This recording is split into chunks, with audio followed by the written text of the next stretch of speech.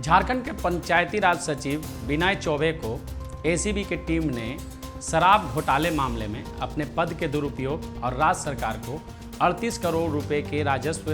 नुकसान के मामले में गिरफ्तार कर लिया। किसी प्रधान सचिव को उसके ही राज्य के एसीबी की टीम के द्वारा गिरफ्तार करना, इस बात को लेकर चर्चा बहुत जोरों पर है, क्योंकि ये पहली घटना है कि किसी इतने बड़े अधिकारी को एसीबी की टीम गिरफ्तार करती है। चर्चा इस बात को लेकर सबसे ज़्यादा है कि एसीबी की टीम ने जिस तरह से कार्रवाई की है, एक ही दिन में एफआईआर करना, उसी दिन पूछताछ करना और उसी दिन शाम को किसी आईएएस अधिकारी को गिरफ्तार कर लेना। हालांकि जो प्रोसीजर है उसके अनुसार ऐसा कहा जाता है कि किसी आईएएस अधिकारी को गिरफ्तार करने के लिए पहले केंद्र सरकार की अनुमति लेना जरूरी होता है, क्योंकि कोई भी आईएएस अधिकारी केंद्र सरकार का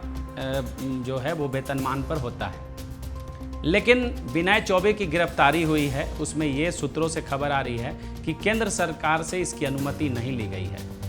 अब सवाल ये उठता है कि आखिर इतनी आनन फानन में विनय चौबे यानी किसी आईएएस अधिकारी की, वो भी प्रधान सचिव स्तर के अधिकारी की गिरफ्तारी क्यों की जाती है। अब जब विनय चौबे की गिरफ्तारी हुई है तो इस बात को लेकर मुद्दा जो है वो काफ़ी जोर पकड़ लिया है कि क्या आईएएस झारखंड में किसी राजनीतिक मोहरे के शिकार हो रहे हैं, या खुद मास्टरमाइंड होते हैं, या फिर जो दलों के बीच की राजनीति है उसमें ये पिस रहे हैं। हालांकि विनय चौबे कोई पहले पदाधिकारी नहीं हैं जिनको गिरफ्तार किया गया है भ्रष्टाचार के मामले में। इससे पहले झारखंड में 4 आईएएस अधिकारियों को भ्रष्टाचार के मामले में गिरफ्तार किया गया है, लेकिन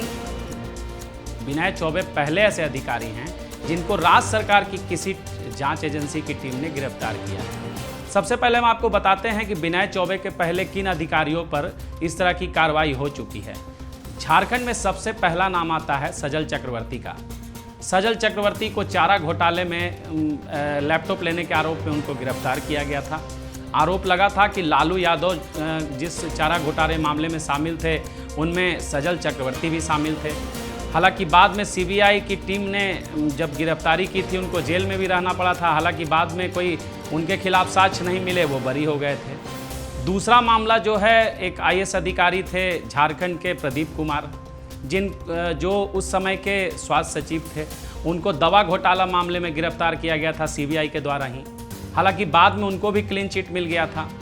तीसरा जो नाम है झारखंड के आईएएस का, वो छवि रंजन का था, जिनको सेना से जुड़े मामले, भूमि घोटाला का आरोप था उन पर, और साथ ही साथ रांची अन्य कई जगहों पे जो भूमि घोटाले थे उसमें भी उनके तार जोड़े गए थे। उस समय वो रांची के डीसी थे, उनकी गिरफ्तारी ईडी ने की थी। चौथा जो आईएएस अधिकारी हैं पूजा सिंघल पुरवार, जिन पर यह आरोप लगा था कि पूजा सिंघल पुरवार ने खूंटी की डीसी रहते हुए मनरेगा में घोटाला किया था, ये आरोप लगा था और ईडी की टीम ने उनको गिरफ्तार किया था। इन चारों में आप देखें तो 2 तो बरी हो चुके थे। पूजा सिंघल पुरवार वर्तमान में जमानत पे बाहर हैं, हालांकि छवि रंजन अभी भी जेल में है। लेकिन अब जब 5वीं गिरफ्तारी हुई है एक आईएएस की, वो भी राज्य की कोई जांच एजेंसी करती है, बिना कोई जांच, बिना कोई ठोस सबूत के अचानक से एक ही दिन तमाम प्रक्रियाओं को पूरा किया जाता है, तो ये सवाल उठने लगा है कि क्या कुछ बड़े राजनीतिक जो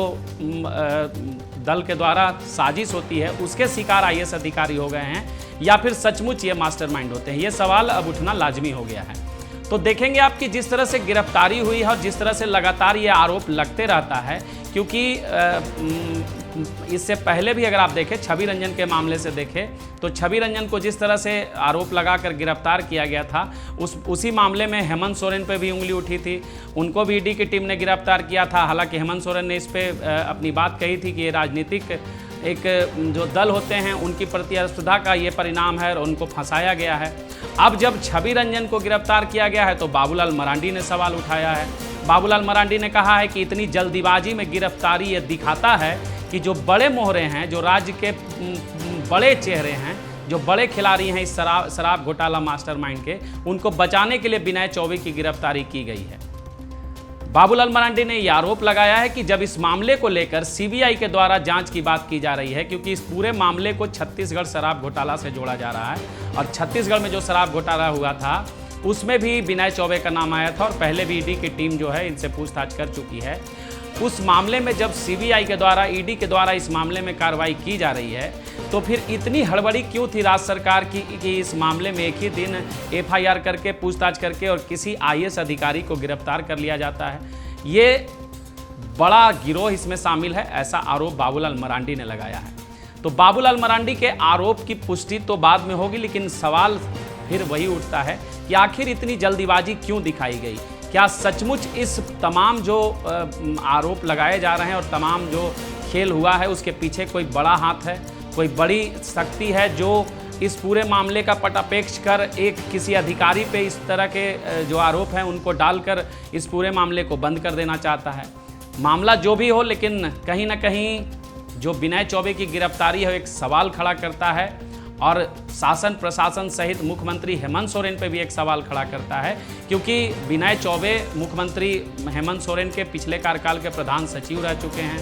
मद्य निषेध विभाग के भी सचिव वो थे और अब हेमंत सोरेन की सरकार के दौरान ही उनकी अगर गिरफ्तारी होती है, वो भी राज्य सरकार की एजेंसी के द्वारा, तो ये आरोप लगना लाजमी है कि हेमंत सोरेन के सरकार में आखिर कौन वो लोग हैं जिन पर शराब घोटाला का आरोप लग सकता है और उनके नाम खुलासे हो सकते हैं, जिसको लेकर इतनी जल्दी ये कार्रवाई की गई है और इतनी बड़ी कार्रवाई की गई है। हालांकि अब देखना ये है कि इस मामले में क्या कुछ आगे होता है, केंद्र सरकार का क्या रुख होता है, केंद्र की जांच एजेंसियां का क्या रुख होता है और राज्य सरकार इस मामले में अब क्या रुख आगे लेती है, क्योंकि अभी तक जितने भी जांच एजेंसियों के द्वारा किसी भी आईएएस अधिकारी को गिरफ्तार किया गया है तो कोई ठोस जो है वो सबूत निकलकर सामने नहीं आए हैं। कोई ठोस अभी तक कार्रवाई वैसी निकलकर नहीं आई है। हालांकि गिरफ्तारी हुई है, बेल पर बाहर भी निकले हैं, लेकिन कोई ठोस सबूत नहीं जुटा पाई है कोई भी जांच एजेंसी। तो अब जब विनय चौबे को एसीबी की टीम ने गिरफ्तार किया है तो वो क्या ठोस जो सबूत है वो दे पाती है या सिर्फ ये एक राजनीतिक ड्रामा बन के और एक राजनीतिक मोहरे के शिकार बन के एक और आईएएस रह जाते हैं। धन्यवाद।